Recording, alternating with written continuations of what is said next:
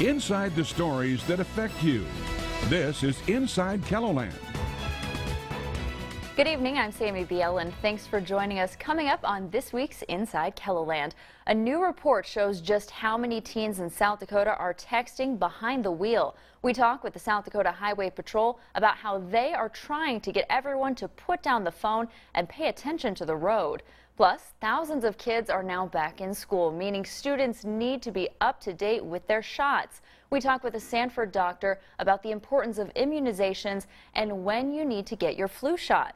Then the banquet is here to wrap up its Project SOS and what the organization is doing to prepare for the winter months. And finally, two KELOLAND organizations are making a big move into larger buildings. We take a tour of the new facilities for the Compass Center and Call to Freedom coming up. A recent report from the Journal of Adolescent Health found 3 out of 5 South Dakota teens admitted to texting behind the wheel. It's a higher rate than any other state. Now, researchers dug through federal statistics, and 64% of South Dakota teens admitted to texting and driving in the month leading up to the survey. Now, that's compared to 38% of teens nationally and 26% just in Maryland, which has the nation's lowest rate. Now, South Dakota isn't alone at the top of the list. North Dakota, Montana, Wyoming, and Nebraska are also in the top 5. Researchers say rates are higher in states where kids learn how to drive at a younger age. Teens who drink and drive or don't regularly wear seatbelts were also more likely to text. Now, joining us is Trooper Patrick Booman with the State Highway Patrol. Thank you for joining us, Patrick. You're welcome. So we're talking about this problem. What are you guys seeing out on the roads as far as texting? Well, we're seeing a larger number of people texting and driving than they should be, as well as people using their phones for things like Facebook, Twitter, when they're driving as well. Really any time that you're using your phone and taking your eyes off of the road, that's creating a danger to not just the other people in the road, but you as well. And I know you guys have been talking about this for years. Why do you think it's seemingly not sinking in with people?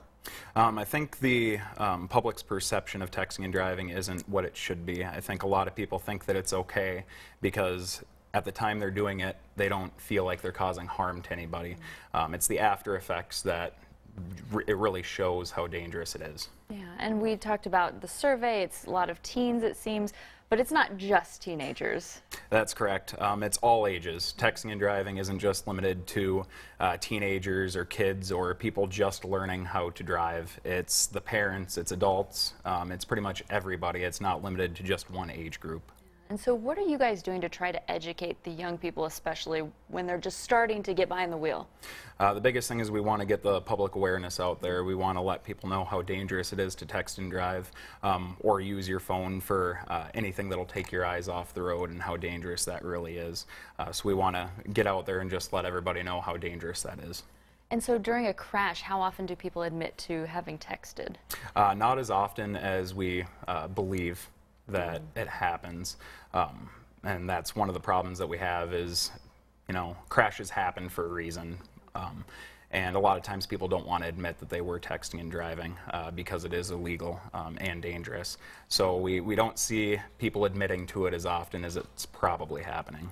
And admitting, I know you guys weren't behind that survey that we were talking about, however, do you think 64% is an accurate account of how many teens? Because they said it was just the ones who admitted to it. Yep, as you said, the survey said that was just the ones admitted to it. So I would put that as a minimum number of the people that, or the teens that are texting and driving. And it is technically against the law in South Dakota. Explain how that works. Yep, so texting and driving is what's called a secondary offense. So you can't be pulled over for it, but if there is another violation that occurs when you're driving and texting, we can stop you for that violation and then issue a citation for the texting as well. And a lot of times when you are texting and driving, there is going to be another violation because you are taking your eyes off of the road and not paying attention to what's in front of you. So if it comes to that, you can be pulled over for whatever that other violation is, and then the texting and driving you could be issued a citation for. I know a lot of people think, well, I'm at a stoplight or stop sign, so it's okay because I'm not moving. That's not true. Okay. Whenever you're in traffic, you have to make sure that the phone is down and you're not texting and driving. When you're at a stoplight, a stop sign, anywhere in traffic, you can't be using your phone for text-based communication. And we talked before a little bit off camera about the voice-to-text feature that a lot of smartphones have now. What's the area with that? Yeah, with handheld usage of the cell phone to send text. Technically, that is legal. There's nothing in state law that says that is illegal.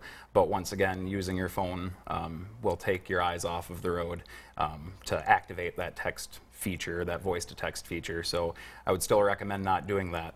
If you have to send a text, if it's important to send a text, pull over to a parking lot or a rest area someplace safe, send that text out of traffic. That way you're making sure everybody gets home safe.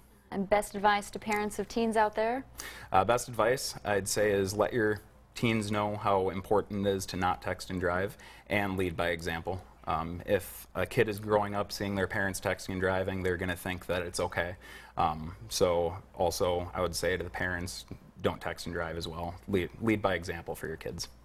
Well, thank you so much for joining us. You're very welcome. Still to come on Inside KELOLAND, August is National Immunization Awareness Month. Why it's so important to make sure your kids are up to date with their shots as they head back to school. We also find out when you need to get your flu shot. It's coming up next. Welcome back to Inside KELOLAND. The 2018-2019 flu vaccine is now available. While it may seem early to be talking about influenza, experts say the earlier the conversation begins, the better. KELOLAND's Sophie Heineman finds out why you need to start thinking about the vaccine now. Summer is on its way out of KELOLAND, but before the colder months arrive, you may want to schedule flu shots for your family. I don't think it's too early. When you get a large number of people in the same building again, you're exposed to germs that you haven't typically been exposed to for a while, so it's pretty common that kids will get sick. That's why Jody Olson always makes sure her kids roll up their sleeves. They do get the flu vaccine, and they have every year, so I keep them up to date on that, not so much myself. For those of you planning on getting vaccinated, Hy-Vee pharmacies have started welcoming people on a walk-in basis. We've done quite a few vaccines already. They're trickling in right now. It's a little bit early for some people, but anytime's a great time to get a vaccine. Pharmacy manager Judy Zachariason says after the brutal 2017-18 flu season, she hopes people will get vaccinated. Lots of people had influenza, so I think the importance of the flu vaccine has been stressed now, so I think it's going to be a really busy flu shot season. After it was ineffective last year, pharmacists tell me the nasal spray flu vaccine will be coming back. It wasn't where it needed to be, and so they've reworked some things, and it's available again this fall. But if you're hoping to avoid the shot, she says you'll have to wait until the end of September for a nasal spray version. Otherwise, Zachariason says there's no reason to hold off, as the vaccine takes anywhere from 2 to 3 weeks to work. Any time would be great to get it now, then you'll be protected by, mid-September, and then you'll be protected for the whole flu shot season too. I think sometimes people think if they get it too early, they won't have protection into the spring, but that's not the case. With HealthBeat, I'm Sophie Heineman. And joining me now is Dr. Fernando Bula from Sanford Health. Thank you for joining us, doctor. Thank you for inviting me. So first we want to talk about, vaccines in general. How are the clinics preparing for this season coming up? So the clinics prepare every year regarding the recommendations from the CDC and the Advisory Committee of Immunization Practices. And then we prepare for the flu season and administer as many flu vaccines as we can. Why is it important for everyone to get the flu vaccine, not just, say, teachers or people who deal with small children? Well, first of all, flu does not respect, does not sort who I am going to infect or not, so it could infect any human being. And so we want to get the vaccine to protect ourselves, to protect our children, and also to protect those who cannot receive vaccines. And I know the flu shot isn't the only immunization that kids need before heading off to school. What are some other things parents should be double checking now that school's starting? So what I recommend is the yearly physical. It's a good opportunity to review what vaccines children have had and see if they are behind in some of their immunization or the recommended immunization schedule, and catch up with those immunizations. And I know I said kids, but also older kids need immunizations as well, right? College kids? Absolutely, yes. Teenagers, adolescents, young adults, everyone needs immunization. So it's a good opportunity for adolescents and for everyone in general to review the immunization at this time. I know there's a lot of conversation about immunizations, especially for little kids. What do you say to parents to help reassure them that this is a good thing for their young person? So vaccines are safe, first and foremost. They are the best way to protect children against fatal infections that we do not hear anymore just because of the vaccines that were developed. And so it's not just kids. I know we've talked about how it affects everyone. How, especially elderly, I know they can also be susceptible to even more so the flu. Correct. As we age, our immune system ages with us and it gets weaker. So the elderly have a weak immune system or a weaker immune system. So protecting the whole community, getting the immunizations on time, we get what is called the herd immunity. And so protecting other ages also protect the elderly from getting those infections. And so do you have any idea how is the flu vaccine supply looking this year? I know in years past certain ones have sort of gone away. The spray wasn't available for a while. How is it looking now? So basically, I mean, we have the what is the shot. I don't like the word to use the shot, but the injection. Oh, sure. And so we have that available, and it's recommended to get either or. As long as you're getting the vaccine, it would be recommended. There are certain contraindications for the intranasal vaccine, and I would like parents to visit that with their doctor and see if their child has a contraindication for that. But as long as you're getting a flu vaccine this year, then we're expecting the protection.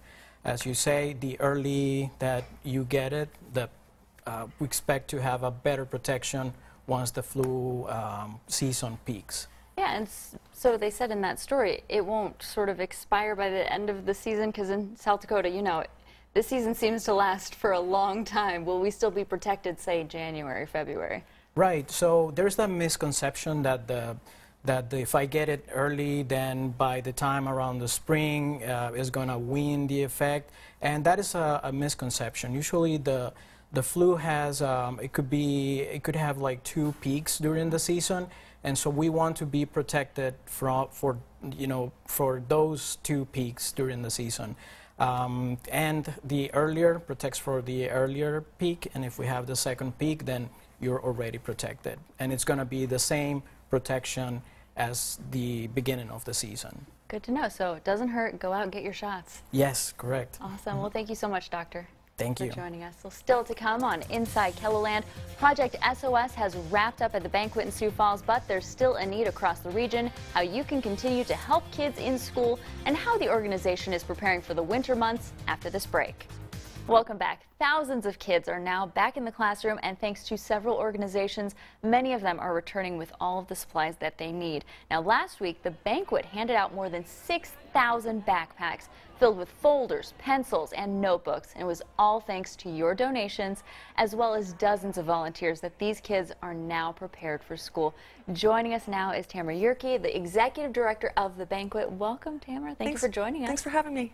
So let's just talk about the success you guys have been seeing. How has Project SOS been doing? We had another fantastic Project SOS season. Every year, we are just amazed. We have that couple of weeks we're like, oh, things are coming in a little slow, and then boom, it just comes rolling in the doors. So we were able to pack all the bags that we needed to, and on the day of the giveaway, we were able to give away over 5,500 backpacks to kids in need, which was up from last year. Really? And then we opened up our doors yesterday bright and early on the first day of school for those people who couldn't make it to the giveaway. And yesterday and today, we have given about 600 more backpacks away. So we are well over 6,000, which was where we were for the entire school year last year. So we're off to a great start.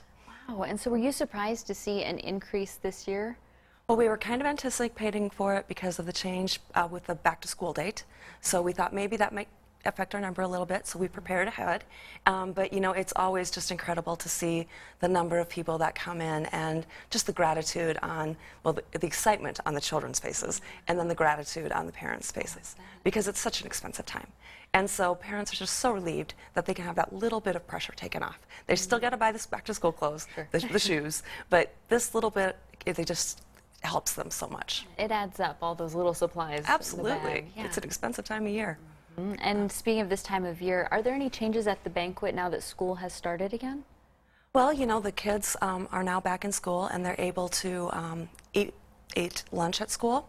So the parents have two sources of nutrition for their children. The kids can eat lunch at school, and then they're coming to dinner with us. So it doesn't really affect our number, but it's still a busy time of the year because people are getting back into their routines, and so we start to tick up a little bit now in the fall.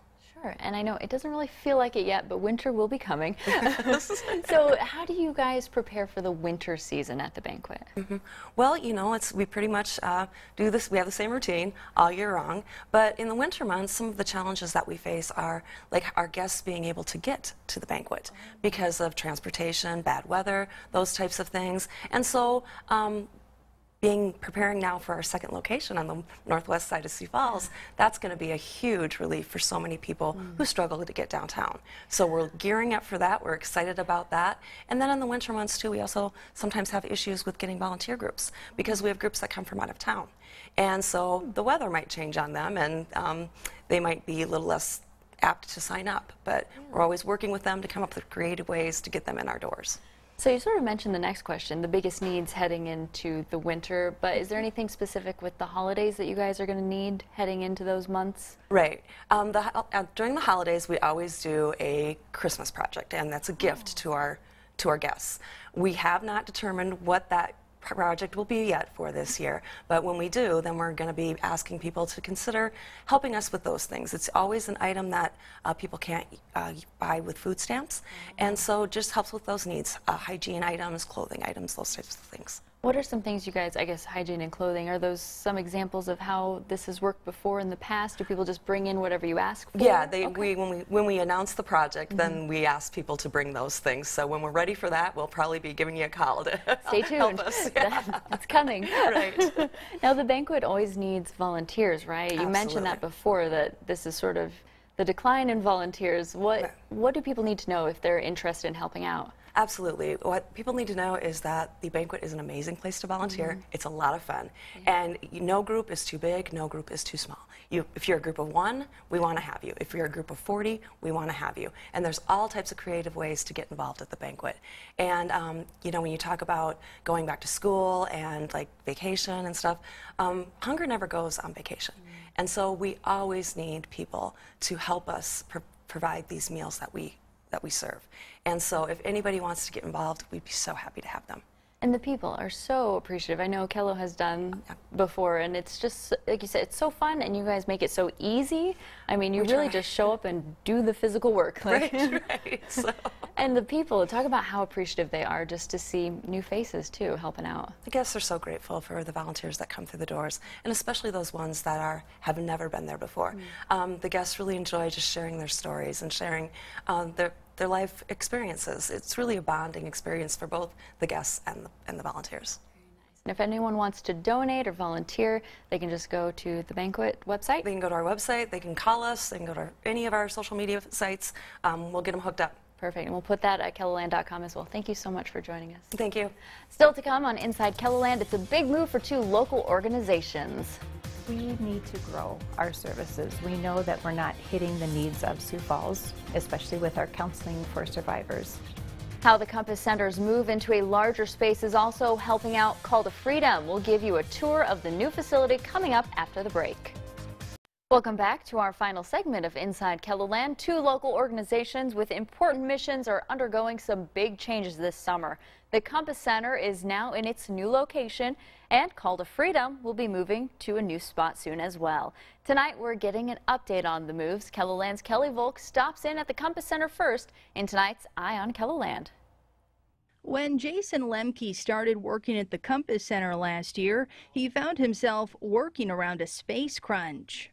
I was sharing an office with the executive director, so I was back to back with my boss. We were about 2 feet apart.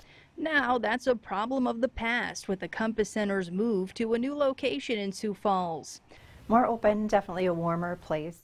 Compass Center Executive Director Michelle Markgraf says the extra room will make way for more staff, including more counselors for victims of domestic violence and sexual abuse. In fact, a new counselor starts next month. Adding more counselors means the Compass Center can cut down on its waiting list. Markgraf says last year, 100 people needing services had to wait. And for us to say, sorry, you have to wait 1 month, 2 months is not a good thing for their continued health. And a lot of times when we do reach out, when we have the opening available, we aren't able to contact that person. They might not answer their phone number might have changed. This is one of the new counseling rooms. We want it to be warm, cozy, inviting for our clients and to make them feel safe and comfortable here. The center's child therapy room is also an upgrade from the old one. Yeah, why is this space, this children's space, a lot better than your last one? This one is a lot bigger, gives us more room for the children. Markgraf says a majority of the children who use this room are victims of sexual abuse. This is where they can tell a counselor about their trauma as they play. Another new feature is a separate suite for the batterer intervention program. What's great about this is we get to have our batterers completely separate from the survivors. So there's no mixing and intermingling between the two, that they can be completely separate. Now that the Compass Center has this brand new home on Cleveland Avenue, you may be wondering what's happening to its old spot. Well, it turns out this building will eventually house Call to Freedom. But for now, the organization, which offers support for victims of human trafficking, is still on Phillips Avenue. When Call to Freedom became a nonprofit in January of 2016, it had 2 employees. Now there are 8. And then also we have 20 volunteers that are in our office on a daily basis, in and out throughout the week. Executive Director Becky Rasmussen says the organization will move into its new spot in early September. We definitely need the increased space, and unfortunately that means that there's more services we're offering, in the sense that I wish that we weren't here. I wish we wouldn't have to do what we're doing because of the nature of human trafficking. But since there is such a great need, I'm glad that we're here to be able to provide those services. The extra space will give both organizations more room for their missions. This space is amazing. It's great. It gives us the room to grow. With Eye on KELOLAND, I'm Kelly Volk. If you want to know more about the services offered by the Compass Center and Call to Freedom, we have links to their website in this story at KELOLAND.com. That's all the time we have for this week's Inside KELOLAND. You can find out more about today's topics online at KELOLAND.com. Just click on the Inside KELOLAND section. And join us every Sunday following the 10 o'clock news right here on KELOLAND TV. Have a great night.